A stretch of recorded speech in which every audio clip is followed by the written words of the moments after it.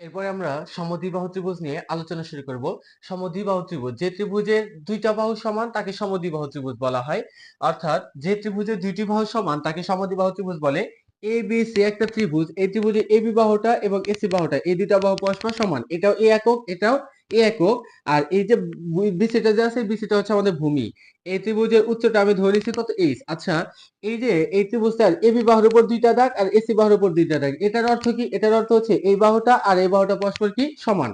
এরপর বৈশিষ্ট্য আমরা দেখবো যে সমদ্বিবাহু ত্রিভুজের বৈশিষ্ট্য কি কি। দুইটি বাহু সমান, যেমন দুইটি বাহু কি সমান, এবি বাহুটা আর এসি বাহুটা সমান।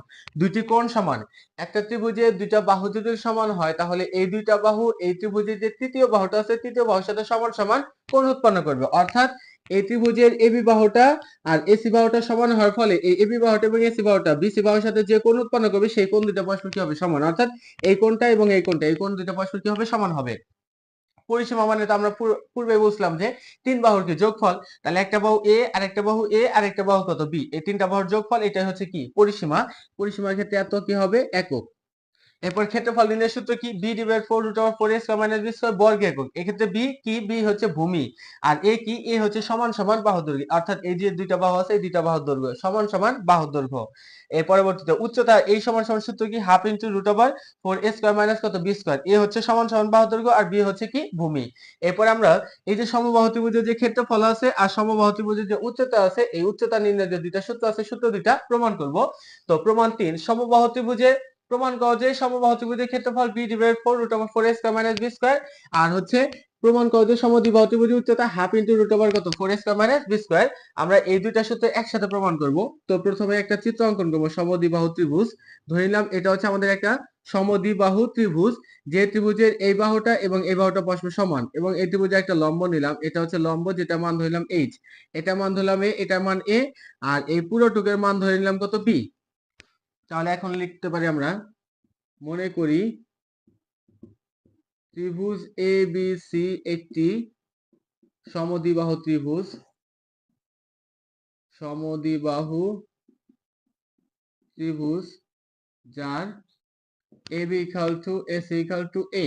অর্থাৎ এই যে AB বাহুটা এবং AC বাহুটা এটা সমান সমান কত, A, এবং BC সমান সমান কত, B। তারপর আমরা লিখবো হচ্ছে AD লম্ব BC আঁকি। এই যে এডিটা যে আছে এডিটাকে বিসির উপর কি আঁকি, লম্ব আঁকি। তাহলে অতএব বলতে পারি BD equal to CD equal to B ভাগ কত, 2। আমাদের এই যে লম্বটা যে আছে অর্থাৎ এটাই হচ্ছে এই ত্রিভুজের মধ্যমা, এই মধ্যমাটা এই বাহুটাকে সমান দুই ভাগে ভাগ করবে। সমান দুই ভাগে যদি ভাগ করে তাহলে এই বিন্দু থেকে এই বিন্দু পর্যন্ত যে দূরত্ব এটা হচ্ছে বি ভাগ 2। পুরোটুকু যদি হয় বি তাহলে এটা হবে তার অর্ধেক, অর্থাৎ বি এর অর্ধেক, তার মানে বি ভাগ 2। অনুরূপভাবে এইটুকের মান হবে কত, বি ভাগ 2। তাহলে এখন আমরা লিখবো ত্রিভুজ এ বি ডি সমকোণী ত্রিভুজ হতে পাই। এ বি ডি সমকোণী ত্রিভুজ হতে পাই। এই ত্রিভুজের এ বি ডি, এই ত্রিভুজে এটা হচ্ছে সমকোণ, তাহলে এর বিপরীত বাহু কোনটা, এটা, তাহলে অতিভুজ কোনটা হবে, এ বি।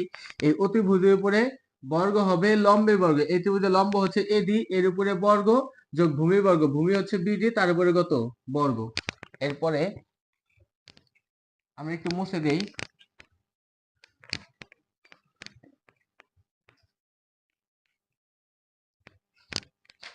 এর পরবর্তীতে বা এডিটাকে রাখবো, তাহলে A B square minus B D square. এডিটাকে রাখলে বিডি এই পাশে প্লাস, এই পাশে এর সাথে কি হবে, মাইনাস। এ বির মান, এই যে এ বির মান আমরা কত ধরেছিলাম, এ তার উপর স্কোয়ার, আর বিডি মান আমরা বের করছিলাম কত, বি ভাগ 2 তার উপর কত, স্কোয়ার। তাহলে এ স্কোয়ার দেওয়া আছে, তাই এই স্কোয়ারটা বির উপর নামে দিলে হবে বি স্কোয়ার, আর 2 এর উপর নামে দিলে হবে কত, 4। তাহলে 4 আর এ স্কোয়ার গুণন করলে কত আসবে, সরাসরি 4 স্কোয়ার মাইনাস এই 4 দ্বারা 4 কে ভাগ করলে কাটা যাবে, তাহলে বি স্কোয়ার যা আছে তাই। এই পাশে আমাদের এডির উপরে কি ছিল, স্কোয়ার, বা AD is equal to √4a² minus B square divided কত, 4। এই রুটটা আমরা এই যে 4 এর আছে 4 এর উপর নামে দেব, তাহলে 4 এর উপর নামে দিলে আমাদের কত আসবে, 4s। আচ্ছা, এই রুটটা এই উপরে এটার উপর নামে দিলাম, নিচে যে 4 আছে 4 এর উপর নামে দিলাম, তাহলে আমাদের কত আসলো, এই 4 কে রুট করলে মান আসবে কত, হাফ, হাফটাকে একটু বাইরে নিয়ে আসলাম, আর এই যে থাকলো কত, √4a² মাইনাস কত, বি স্কোয়ার। এটা নিচে আমাদের মনে মনে কত আছে, 1, 1 আর 2 গুণন করলে কত আসবে আমাদের 2। আর আমরা জানি এই যে 4 যে রুট করলাম, এই 4 কে যদি রুট করি তাহলে মান আসবে কত, 2। তাহলে এখন আসো, এই যে আমাদের হচ্ছে 1 আর 2 গুণ করলে আমাদের কত আসবে? 2, যেটা √4 এর কি সমান, আর 1 এর সাথে এটা গুণ করলে আমাদের উপরে যা আছে কি তাই। তাহলে আমরা এটা পরিবর্তে লিখতে পারি হাফ ইনটু কত, √4 অতএব এড ইকুয়াল টু কত, হাফ ইনটু √4 এটা আমাদের কি সমবাহু ত্রিভুজের যে উচ্চতা আছে, উচ্চতা যদি প্রমাণ করতে বলে তাহলে এই পর্যন্ত অঙ্ক শেষ। আর যদি বলে যে ক্ষেত্রফল নির্ণয় সূত্র প্রমাণ করো, তার পরবর্তী থেকে আরেকটু করা লাগবে আমাদের। আমরা আরেকটু অংশ করব।